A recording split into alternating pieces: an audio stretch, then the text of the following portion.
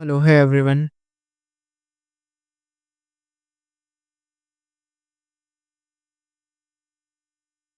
Sorry.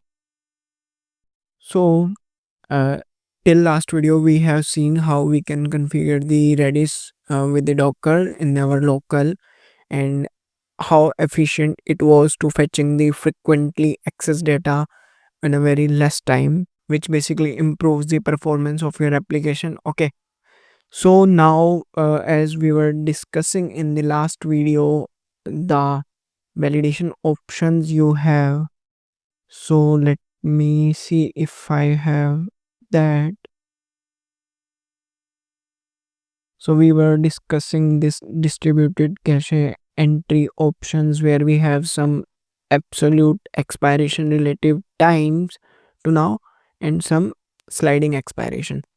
So what I was trying to cover here, so suppose you have absolute expiration of 30 minutes and your sliding expiration of 10 minutes. So what it will do, just suppose your 30 minutes is the hardcore time limit when your cache will got expire and sliding expiration of 10 minutes, which means if you access your data within this sliding buffer of 10 minutes, your timer will be reset 10 minutes to another 10 minutes. What does it mean? Suppose now your data ideally it should expire on 10 minutes, but suppose you got access your data at 5 minutes. You access here, it was supposed to be expired at 10 minutes, but now it will expire on another 10 minutes from 5, which means now it will expire on 15 minutes because the 10 minutes has been extended from there where you accessed in that particular time frame. So now it will expire on 15 minutes. Suppose at 15 minutes you again access data. Now it will expire 10 minutes from 15 minutes, which means it will expire on 25 minutes. Perfect. Just imagine at minutes 25 again you access data one more time. So now it will expire logically on 10 minutes from 25, which leads to your 35 minutes. Perfect. But your absolute expiration, which was 30 minutes, it will not change at how many time you will get the data or either you don't get the data. So when you access your data at minutes 25 and now 10 minutes from 25, which leads to 35, now your data will be there in a cache till 35 minutes, but your hard absolute expiration value was 30 minutes. So ultimately your data will expire here on 30 minutes. You will not get access of your data after 30 minutes because you have configured absolute relative time. Just got my point. So this was the one way. Now there are some challenges with Redis, like how you can sync your data with your database in the Redis cache. Just suppose this is your database. You have changed something here.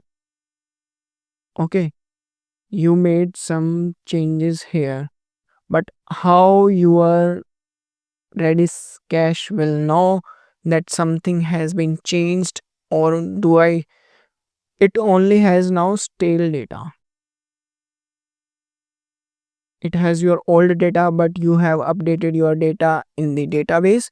So how your Redis will know that I have to update the data, because here you have new data, here you have old data. But from our controller, we were just calling our account service, which was initially calling our Redis cache. It will find the data correspond to that key, so it will return that stale data to you.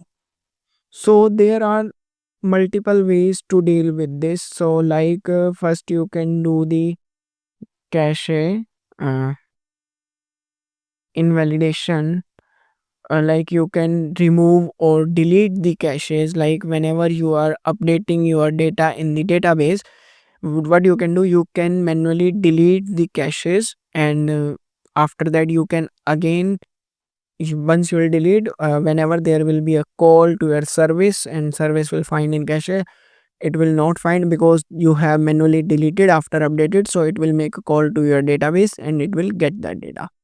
So another way what you can do while updating into the database, you can update directly into your cache. Correspond to that key, you can update the data in your cache. That's the another way of doing this. And the third way what you can do, you can either create an endpoint or manually just hit that endpoint and remove all the keys correspond to that you have updated in the database, which will somewhere lead to your cache invalidation sort of. And the third one is TTL. You can define some expiration time, like after particular time frame your data will get expire, your cache will get expired. This is moreover similar to what we have done here, like distributed cache entry options we have defined. Okay. And the fourth one, like if you want to automate all the process, then you can go for event driven. If you are working on microservice or a large application, so then you can go with event driven invalidation. Like your once the your service will update anything in the database, then it can emit one event that I have updated this, so automatically the other services or your cache will listen to that and it will automatically update or revert, something like that you can implement in the event driven. So event driven will be automatically, you do not have to worry about that, this will be scalable. Okay. So I have also wrote one article for this, like how you can configure this. So all the points I have mentioned there, I'll attach the link of that article in the description. You can go and just read out that article. So yeah, that was a short video of like we left these topics in the last video, like for this time frame, like how those Redis what was that? It's a very huge name. It's not easy to remember. Distributed cache entry options. We discovered the various options, and now here we have seen with this example of time frame, and like the challenges we have with Redis, that we have to manage locally or we have to look manually, like your cache invalidation, update to cache, directly TTL, and your event driven invalidation. So all are the ways like how you can handle these, and there could be probably another ways as well. So if you know any other better way or something else, you can tell me in the comment, drop a comment. So yeah, that's all for today's video, and we have covered our Redis here. So I hope you found this video helpful. So if you found this video helpful, make sure to like, subscribe, and hit that bell notification for the latest updates and for such amazing content. Thanks for watching the video. I'll see you in the next video. Bye bye.